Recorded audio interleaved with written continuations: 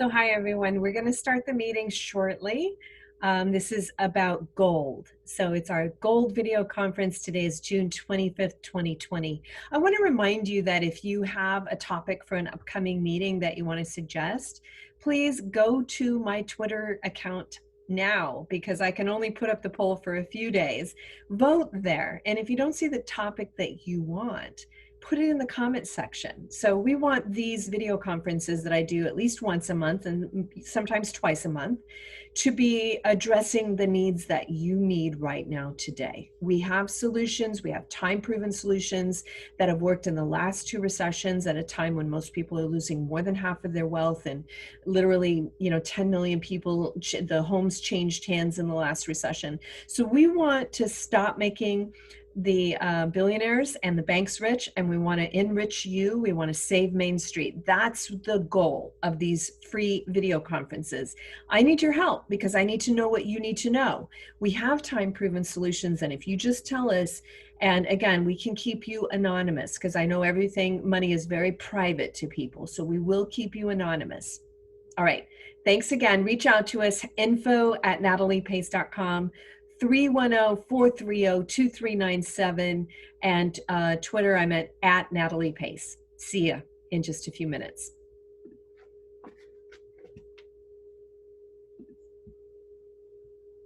Sorry. So hi, everyone. Thanks for joining me for my June 25th, 2020 video conference here on gold. Let's start off with the good news. So gold is high. It's not at its all-time high, but it has been very strong. And it tends to be strong when stocks are weak.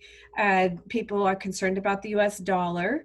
And sometimes it can even be very high if oil prices go high. So oil prices are very low. So that's one factor that's highly correlated with gold prices. It's not high right now, but the other two are boding well.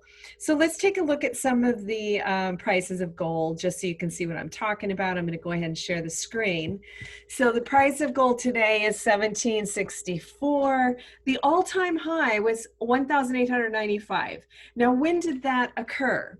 Well, that occurred right around September of 2011.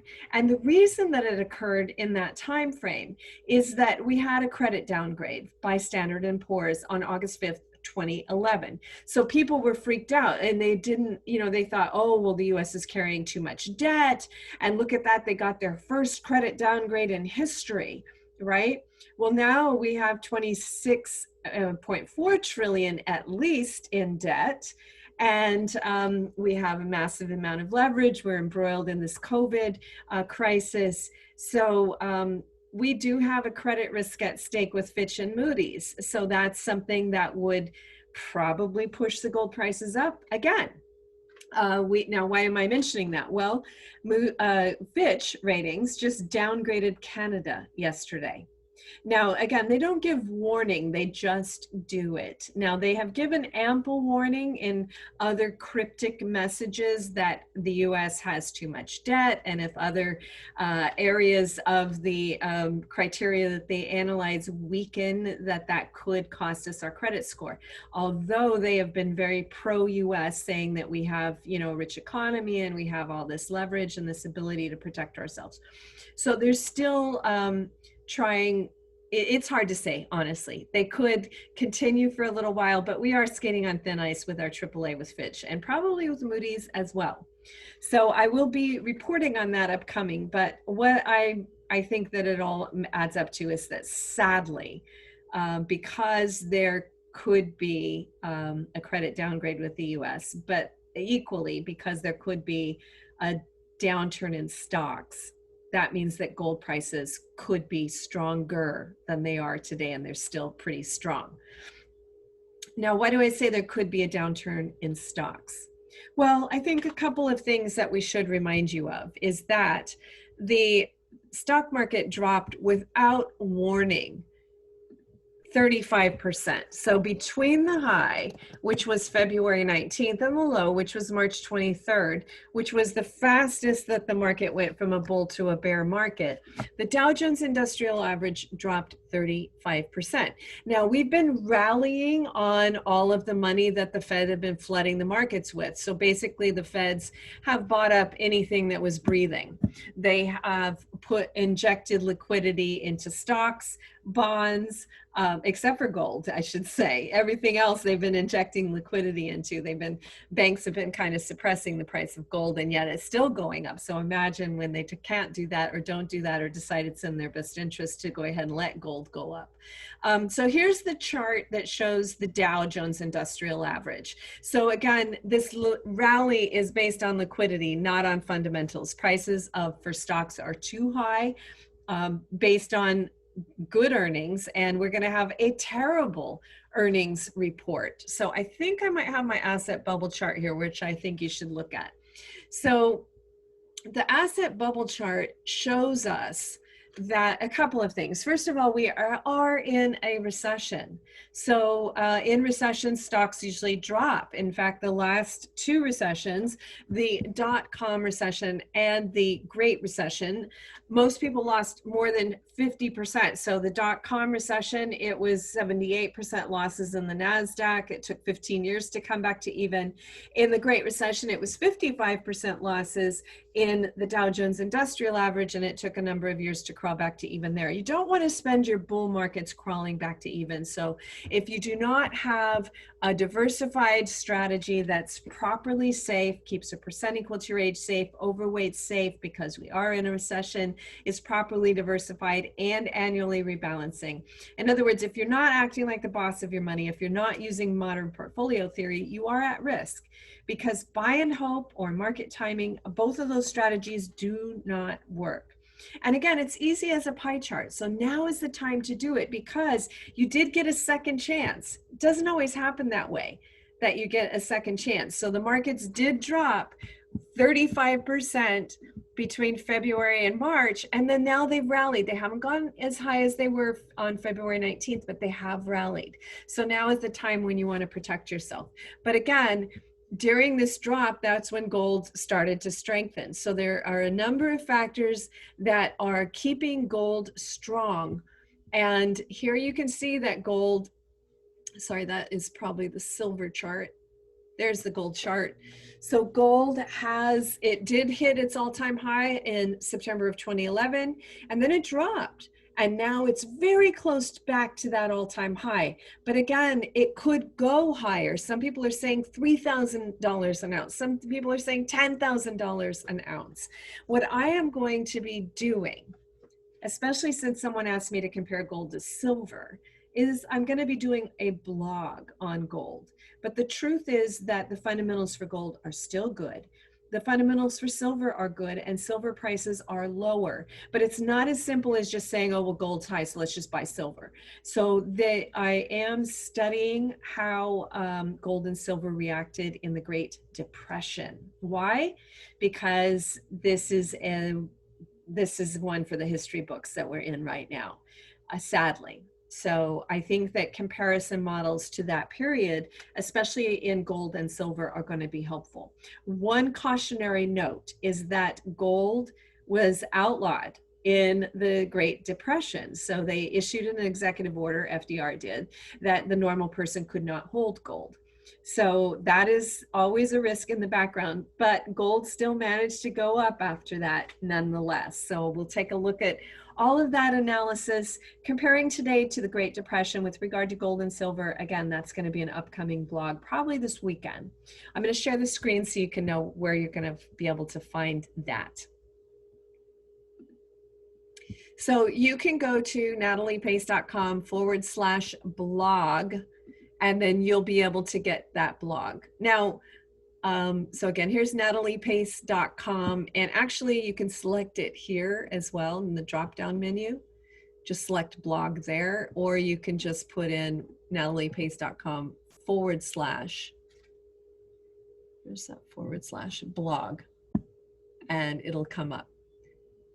Then just search for the gold and silver one. You can see that the most recent one was about the countries, and that is relevant to gold because there is one other risk, is that I was really pro gold miners because the price of gold was going up, and that's going to help the gold miners to have better profits, right? In a normal world, that would be the case. The problem is that we've seen the gold miners had to stop production. And the reason for that is that COVID has hit South America with a vengeance. So here are the expectations for South America. As you can see here, GDP growth, this is an IMF chart on what 2020 GDP growth is expected to be. You can see that there is expected to be a recovery in China, so Vietnam, Indonesia as well. US, nope. Canada, nope. Russia, nope. And most of South America is going to see a contraction as well. So this is for the full year. Also, and I think this is important because Chile is one of the biggest producers of gold and copper and lithium and other natural resources. Their COVID cases per million is one of the highest in the world. It's just heartbreaking. So that's why I think that even though the gold miners have rallied very close to their most recent high, it's nowhere near the all-time high, which was 50, back when the US was downgraded to AA status by Standard & Poor's. After that, this particular gold mining fund, Ring, an iShares fund, was trading at 50, but it is very close, or it's actually at its 5-year high, or very close to it. So with the weakness in gold miners, I would be concerned that this one can go down because the second quarter is going to be impacted by the mines having to close off operations, especially in their South America operation mines. So I would be underweighting gold miners at this time, or taking profits if I could take profits. I would be playing gold more with an index fund. Now, typically I would say don't do it with gold coins, but if you already own gold coins, then you're probably in good shape right now because of the rapid increase in price. The reason that gold coins are tricky is that most people, like if you buy it, especially from a gold shop, a gold coin shop, or online through one of these manufacturers, you usually have to pay it. You're overpaying for the coin itself, and typically in times past, like when gold was at its all-time high in 2012, a lot of those companies were upselling so much that by the moment you owned the coin, it would actually have to increase in value 55% in order for you to break even. So it's really important for you to know that, and to be able to understand, unless you're going to become a gold collector and an expert on gold, that's not going to be the strategy for you. If you can buy gold coins at an estate sale and you absolutely know which gold coins you're looking for and they're not going to be a fake, and you can buy them for a good price because someone needs to liquidate, that's another story. So otherwise, maybe a large trust like GLD. Be careful, because right now what we're seeing is extreme weakness in the fund companies themselves, and that is exhibited best by Nugget. So I'm going to show you this one as well.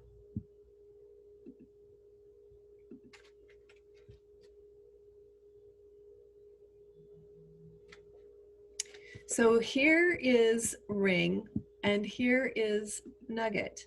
Now, technically, in just a couple of months ago, Nugget was a 3 times gold miners index bull. So this one, it should have increased at 3 times the speed of Ring. But instead, if you look at its year, it's imploded. It's horrible, right? Here's Ring on the year, just on the year right here. And it's way up. And here is Nugget, and it's way down. And this one's supposed to go at 3 times the speed. So what happened? Well, on this date, when it dropped from, well, first of all, it dropped here from 199 down to 115, and then it dropped from 161 down to 33. That was before the first closures. This was in March 13th. So what happened at that time was what happened to a lot of different funds and bonds and bond funds and treasury bills and money market funds and even the dollar. So the feds had to rush in there because there was no liquidity in any of this. And they had to rush in there and they started buying up things. My guess is that Direccion, which is the owner of this fund, and also had a 3 times oil fund, got into liquidity trouble. So a lot of these fund companies are at risk of liquidity trouble right now. So you have to be careful. Do not bet everything on gold, whether it's gold coins or a gold index or the gold miners. They should be hot slices of your strategy. And remember that market timing doesn't work. Even in a recession, when you think stocks are going to go down, they can do what stocks have done over the last couple of months based on liquidity, where they went up instead of going down. So again, from here, technically, because we are in a recession, they could have continued to go down, but they went back up because of all of the money that the Federal Reserve flooded the market with. Now, we're still in trouble, so don't let this fool you. And this bottom here could be tested and blown away, and very rapidly. Look how fast that happened. Most of that happened before Main Street had a chance to even know what was happening. So you want to get safe, get hot, get diversified. I believe that gold is very hot.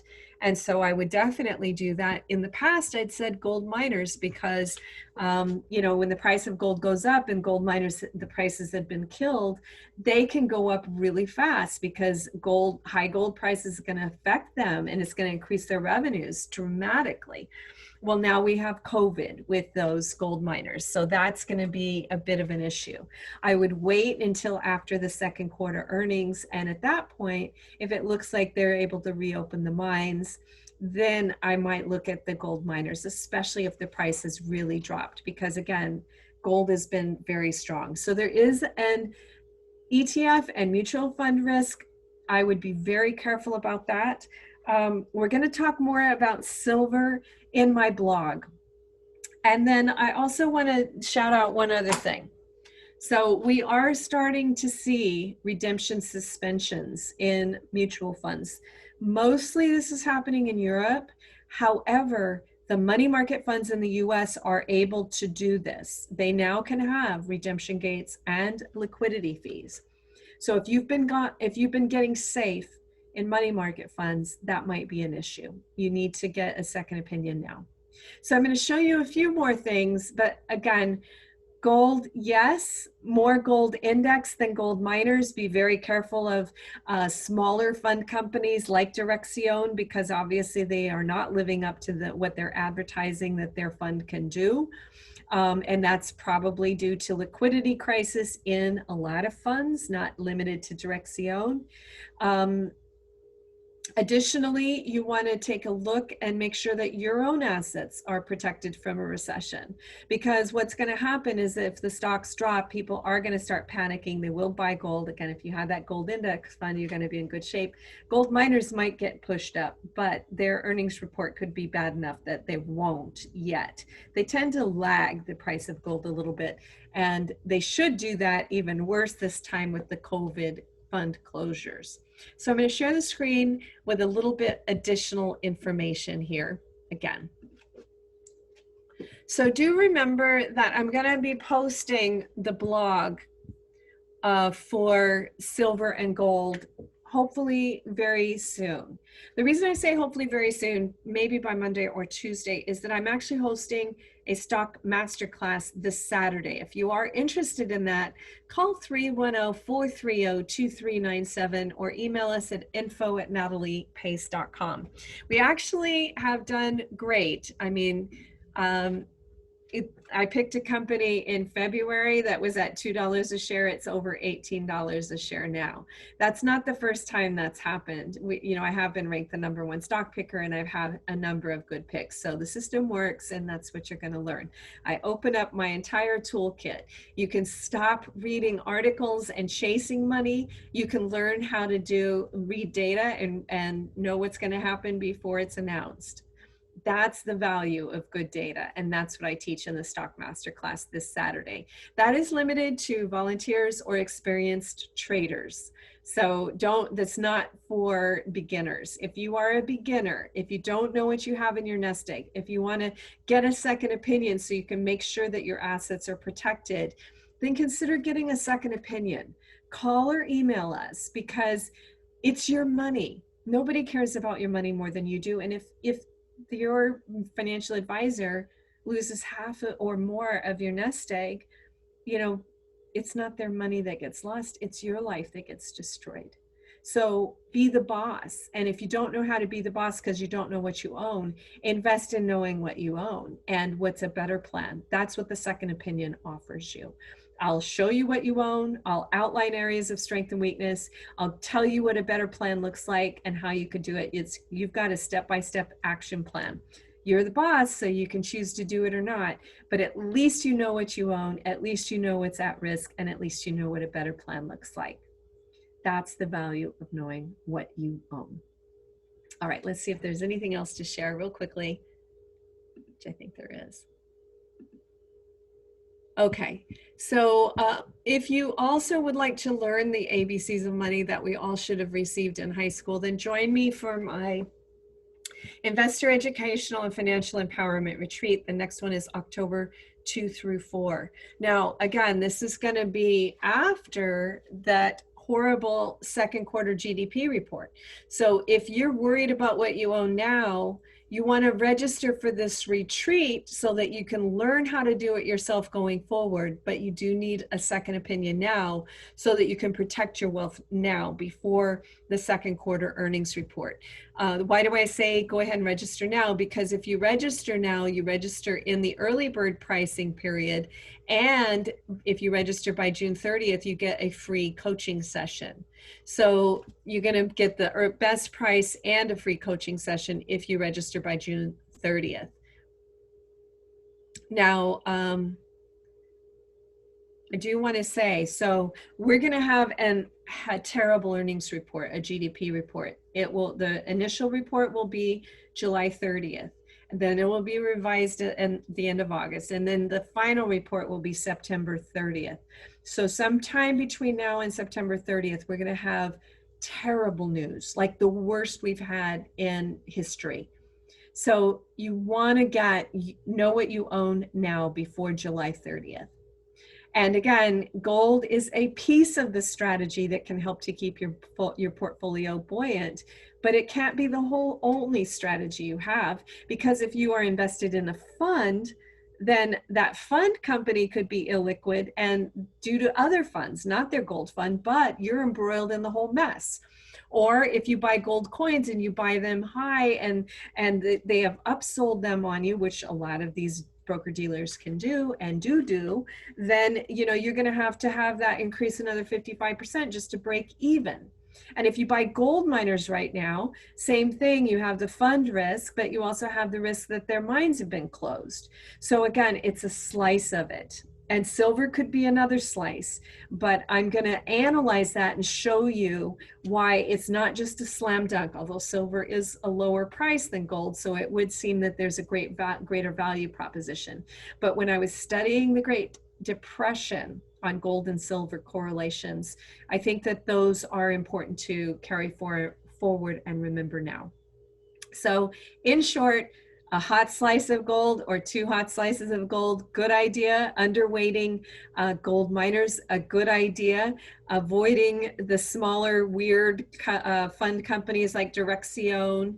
A very good idea because of the other funds they own are giving them a crisis, and there is a crisis. The Federal Reserve is buying up ETFs, they're buying up bonds, they're buying up bond funds, they're injecting liquidity into money market funds, and also into even the dollar and treasury bills. So, and mortgage-backed securities. So everything out there except for gold, the Federal Reserve is propping up. So the bottom line is you need to be safe, hot, and properly diversified. And you need to know what is safe in a world where bonds are losing money and are subject to illiquidity, which means you can't even access your money. And so are money market funds, that they could have that redemption gate, or a redemption suspension, so you can't access your money. And then get that second opinion now, okay? All right, look for the blog probably Monday, Tuesday, and I look forward to seeing you at my next video conference. I believe that's going to be probably around July 9th. I usually do them on Thursdays. I try to do them 5 p.m. Pacific, 8 p.m. Eastern. All right, thanks again for joining me, and thanks again for watching back, and I'll see you in a couple weeks. Bye now.